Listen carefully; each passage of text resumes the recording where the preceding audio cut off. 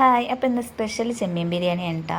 ബിരിയാണീൻ്റെ അരി കൊണ്ടല്ല കേട്ടോ, സാധാരണ നമ്മൾ ചോറ് വെക്കുന്ന അരി കൊണ്ടാണ് അന്ന് വെച്ചിട്ടുള്ളത്. അപ്പോൾ ഇക്കാക്ക് രാവിലെ കൊണ്ടുപോകാൻ എന്തായാലും ചോറ് വേണമല്ലോ. അപ്പോൾ പിന്നെ ചെമ്മീൻ ഇനിയിപ്പോൾ ഒന്ന് കറി വെച്ച് ഒന്ന് പൊരിക്കണം. അപ്പോൾ അതിനേക്കായി നല്ലത് ഒറ്റ ചോറാണ്ട് വെച്ചാൽ സാധാരണ നമ്മൾ ബിരിയാണിയൊക്കെ വെക്കണ പോലെ തന്നെ അരി മാത്രം വ്യത്യാസമുള്ളൂ കേട്ടോ. അപ്പോൾ അരി ഞാൻ നോക്കിയപ്പോൾ ബിരിയാണീൻ്റെ അരി കുറച്ചുണ്ടായിരുന്നുള്ളൂ. അപ്പോൾ ഞാൻ ആ അരി ഇട്ടാൽ തികയൂല. അപ്പോൾ അത് സാധാ അരി വെച്ചിട്ട് ഉണ്ടാക്കിയതാണ് കേട്ടോ. പെട്ടെന്ന് റെഡിയാക്കിയതാണ്.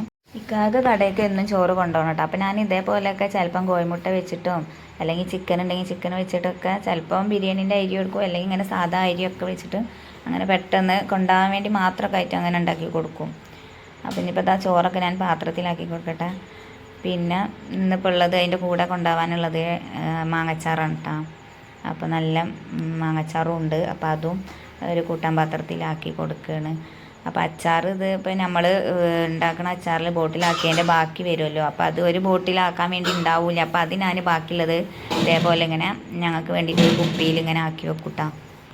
അപ്പോൾ ഇക്കാൽ ചായയൊക്കെ കുടിച്ച് കടയിൽ പോകാൻ വേണ്ടിയിട്ട് നിൽക്കേണ്ട. പിന്നെ എന്നാണ് കേട്ടോ ഞങ്ങളവിടെ ഒരു നേർച്ച ഉള്ളത്. എല്ലാ കൊല്ലവും ഉണ്ടാവുന്നതാണ് നേർച്ച. അപ്പോൾ 3 ദിവസത്തെ പരിപാടിയാണ് കേട്ടോ.